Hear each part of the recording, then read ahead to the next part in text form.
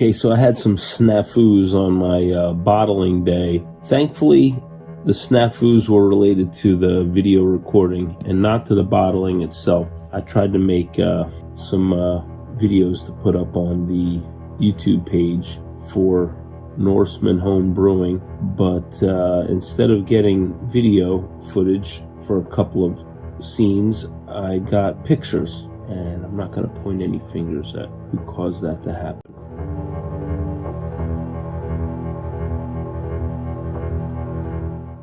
One thing my buddy Brian from You Can Do It, Home Brew It really drilled into my head was you can't over sanitize using the Star San.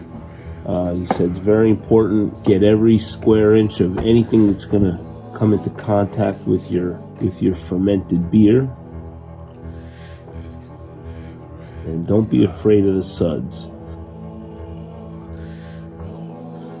I think maybe in the future I might put the fill the container with water and then add the Star San, because doing it the opposite way caused tons of bubbles to overflow. But I got it, and I sure did, as he said, every single thing.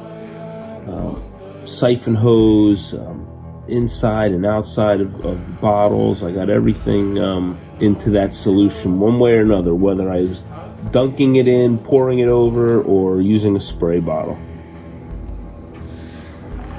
There's my fermented beer. I was concerned about not having a filter on my siphon line, BrewTech.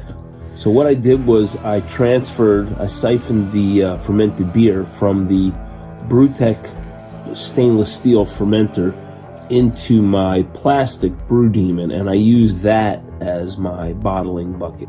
I was shocked at just how clear the brown ale was, actually. The trub seemed to all collect at the bottom, even though I hadn't added anything special to make it do that. So I was pleasantly surprised about that. Kind of learning how to use the hydrometer, but thankfully, Brian's been doing this for nearly 40 years.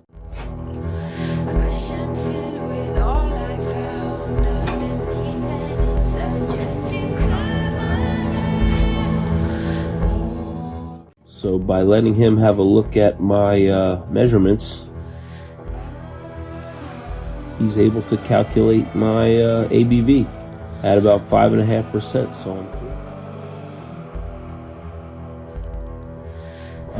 When I added the priming sugar, I wanted to add it to the whole batch for more uniformity.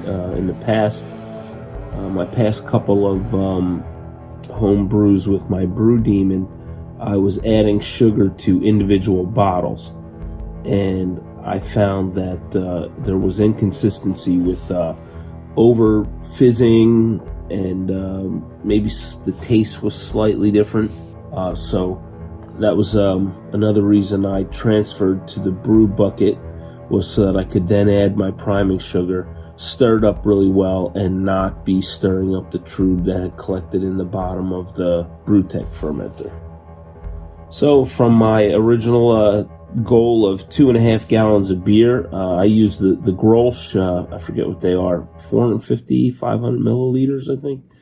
And then I had 4-liter bottles. So my yield from that was 3 of the Grolsch 4-packs, and then 4 of the 1-liter bottles. I had a little sip of what came out of the hydrometer before I dumped it out. And I gotta say, that's tasting really good. I can't wait till this beer is finished in the bottling process and I can chill and pour myself a cold pint to sample. I've removed the bubbler before draining anything off. Smart friend of mine. Stainless steel fermenter.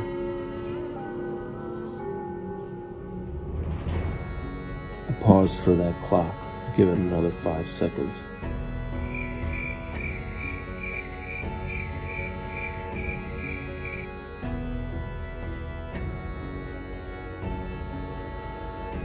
Southern English brown ale. I will, hold on, let's scratch that.